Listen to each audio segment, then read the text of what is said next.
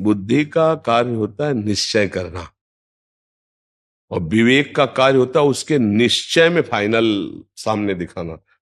अब अगर विवेक है तो तत्काल वो कहेगा कि अपनी मर्यादा में रहकर भोग में सुख है, पराई स्त्री की तरफ आंख उठाना घोर पाप है, ये विवेक। अब वो नहीं करने देगा।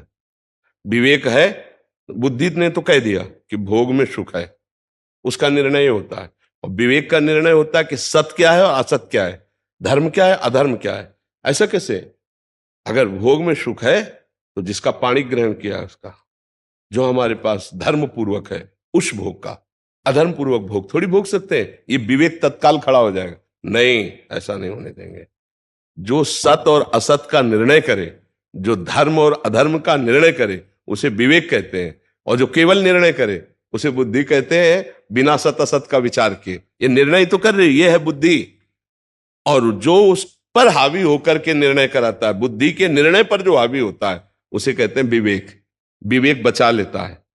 बोले बड़े विवेकवान हो, ऐसा बुरा फंसाती बुद्धि तुम्हें कि विवेक ने बचा लिया, नहीं बुरा फंस जाते। तो बुद्धि फंसाती है और विवेक बचाता है। समझ रहे हैं ना? जो सत असत का निर्णय करे उसे विवेक कहते हैं, और जो बिना सत असत का निर्णय किए फाइनल में यही जज है बुद्धि। इसी से सारा काम होता है। मन इसी की सलाह से ही चलेगा, अलग नहीं चल सकता।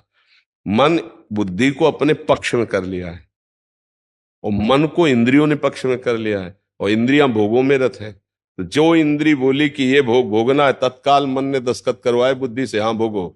लेकिन विवेक है तो दस्तखत नहीं होने देगा। नहीं, सत्संग में सुना है ऐसा नहीं होना चाहिए, मर जाए चाहे जाऊं, मैं ऐसा नहीं करूंगा। ये आ गया विवेक। बुद्धि ने तो हाँ कर दिया था, मन ने बुद्धि से दस्तखत करा लिए थे, लेकिन विवेक ने बचा लिया। होए विवेक मोह भ्रम भागा, तब सब विषय विलास विरागा। विवेक और बुद्धि का अंतर समझ पा रहे हैं? महाराज जी, जब हमारा जैसे समर्पण नहीं था, तो हमने ये दो जजमेंट में से एक सोचा कि हमें ये करना है, और बाद में उसमें पछतावा हुआ कि क्या मेरा विवेक क्यों नहीं जा रहा उस समय, क्यों मैंने सही डिसीजन नहीं ले ली। हाँ, इसलिए कि आपके अंदर मलिनता अभी है, बुद्धि अभी मलिन है, विवेक पूर्ण रूप से जागृत नहीं हुआ, इसलिए ठीक निर्णय नहीं हुआ। ये पश्चाताप तो हर एक को होता है, नहीं होता? तो बुद्धि तो काम कर रही थी, विवेक नहीं था। पर विवेक तो साधु संग से होता है, वो बाजार में मिलता नहीं, वो स्वयं पैदा नहीं होता है। जागृत कैसे करना है? संत संग से। जो साधन गुरुजी देते हैं उसी से विवेक जागृत होता है। ये विवेक बाजार में नहीं मिलता, नहीं खरीद लिया जाता। बुद्धिमान बहुत है सब, विवेक नहीं है। विवेक है साधु संग के। एक बच्चा एकांतिक में एक दिन सत्संग सुनता है, उसने कहा मेरे मित्र मुझे ऐसा ऐसा सिखाते हैं, और ऐसा ऐसा, मैं चाहे जैसा मर जाऊं पर मैं ऐसा नहीं करूंगा गुरुजी, क्योंकि आपने ऐसा कहा। वो बात में छोटा बच्चा एक निष्ठा खड़ा होकर के अपने आप दिखा रहा था। ये क्या है? उसके अंदर विवेक जागृत हो गया। ये बच्चे गलत सिखा रहे हैं, क्योंकि गुरुजी कह रहे ब्रह्मचर्य से रहना, ये गलत सिखा रहे, मुझे नहीं करना, ये गलत काम। संत संग के बिना विवेक नहीं आता, वो बाजार से नहीं मिलता। बिन सत्संग विवेक न होई। तो देखो, आपके अंदर सत्संग सुना तो विवेक तो आ रहा है ना, कि आप बचना चाहते हो बुद्धि के निर्णय से। आ रहा है ना विवेक? यही विवेक आ रहा है कि आप बचना चाहते हो, कि ये बुद्धि ऐसा निर्णय किया और फिर इसके बाद मुझे पश्चाताप होता है कि मैं सही निर्णय क्यों नहीं कर पाया। तो विवेक जागृत हुआ है, लेकिन अभी वो सफल नहीं हुआ है।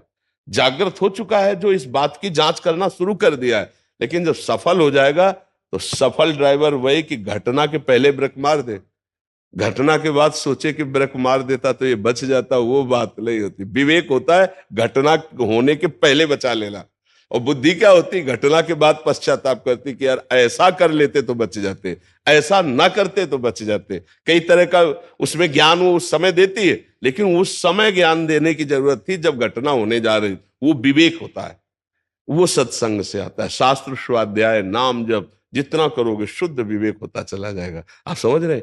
हाँ, अब गंदा भोजन पाओगे, गंदे दृश्य देखोगे, गंदे लोगों का संग करोगे तो अविवेक जागृत होगा, विवेक नहीं, अज्ञान जागृत होगा। समझ पा रहे हैं महाराज जी? जो हमसे रह गया, पीछे गलत हो गया, बोलो, तो वो भूलो, हमारा प्रारब्ध, भूलो, उसको भूलो। वर्तमान को भूत के चिंतन में नष्ट करना मूर्खता है। भाई अच्छा हुआ या बुरा, वो तो हो गया, समय तो गया ना। अब मैं इस वर्तमान के सेकंड को उसमें क्यों नष्ट कर रहा हूं? ये मूर्खता है।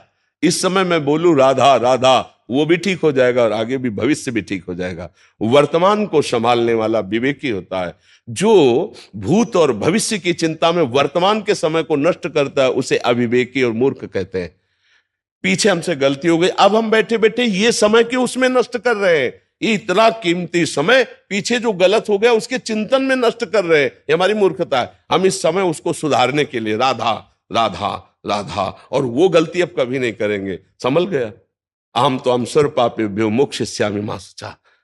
हमारी गलती अब जैसे ये कि पीछे मुझे से गलती हुई, वो अज्ञान के कारण हुई कि प्रारब्ध के कारण हुई, तो इसका निर्णय इस तरह देखा जाता है कि प्रारब्ध से भोग सामग्री आएगी, लेकिन भोगना है कि नहीं ये हमारा विवेक काम करेगा। प्रारब्ध से संयोग आ गया, लेकिन भोगना है कि नहीं ये हमारा विवेक काम करेगा। प्रारब्ध से आ गई है लेकिन अधर्म पूर्वक है, मैं उसे नहीं भोगूंगा, खत्म प्रारब्ध। प्रारब्ध बलात् तुमसे नहीं करवा लेगा, वो निर्णय तुम्हारा होगा। प्रारब्ध से संयोग आना होता है। प्रारब्ध से हमारे चोट लग गई, अब उसका दुख है, लेकिन उसके दुख में डूबे या अपने को बचा लें, हमारा विवेक है। नहीं कि प्रारब्ध भोग था, चोट लगनी थी तो लगी गई, भगवान का जैसा विधान था। अब हम उसका निवारण करने की सोचे, औषधि लगवाएं, डॉक्टर से मिले, उसकी चिंता नहीं करनी। राधा राधा राधा, कोई घटना थी निपट गई। प्रारब्ध का संयोग होगा, लेकिन उसको हम भोगे ना भोगे इसके लिए स्वतंत्र है। प्रारब्ध ये नहीं कि बलात् आपसे बोले हमारा पाप कर्म हो रहा है, बोले हमारा प्रारब्ध इसलिए हम भोग रहे, ऐसा नहीं है। प्रारब्ध से भोग का संयोग बनेगा, लेकिन भोगना ना भोगना है तुम्हारी बुद्धि विवेक के अंतर्गत की बात है। समझ रहे? प्रारब्ध ऐसा कोई बहुत बड़ा देवता नहीं है। प्रारब्ध हमारे पूर्व कर्म का संयोग है। बहुत बहुत समझने की जरूरत है, नहीं तो बुद्धि जो है हमको फंसाती रहती कि भाई हमारा संयोग लिखा था, हमारा प्रारब्ध था, इसलिए ऐसा ऐसा नहीं। माना कि प्रारब्ध में वो संयोग है, लेकिन विवेक तुम्हें मिला, कोई पशु नहीं हो। बुद्धिमानी से बचा लो, आगे संस्कार न बिगड़ने पाए। राधा राधा राधा, बच गए। समझ रहे जी? आलोक मिश्र जी। राधा वल्लभ श्री अरविंद महाराज जी। जय जय राधा वल्लभ श्री अरविंद महाराज जी, आपके चरणों में कोटि कोटि प्रणाम।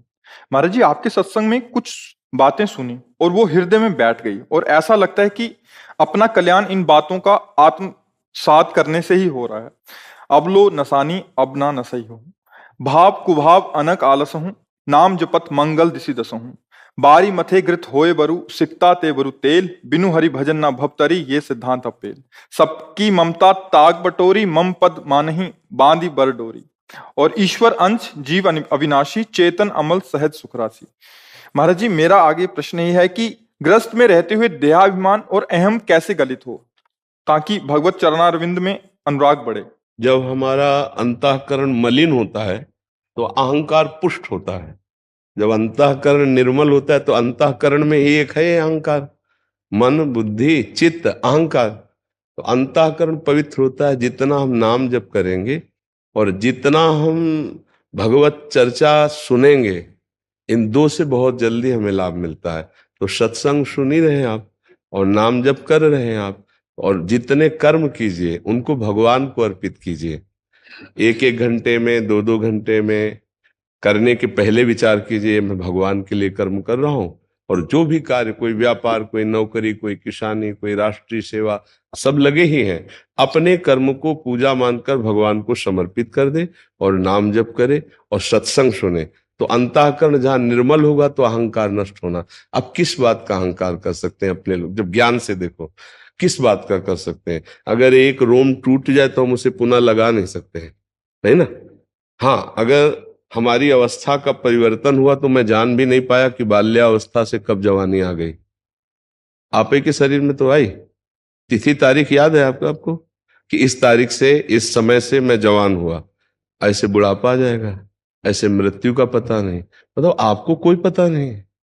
आप विचार करके देखो, आप पीछे कहाँ थे आपको पता नहीं, आप आगे कहाँ जाएंगे आपको पता नहीं, आप माँ के गर्भ में रहे थे आपको याद नहीं, आपकी जवानी कब बुढ़ापे में परिवर्तित हो जाएगी आपको पता नहीं, वो कब मृत्यु में परिवर्तित हो जाए कुछ पता। बताओ, आप बिल्कुल असमर्थ हैं।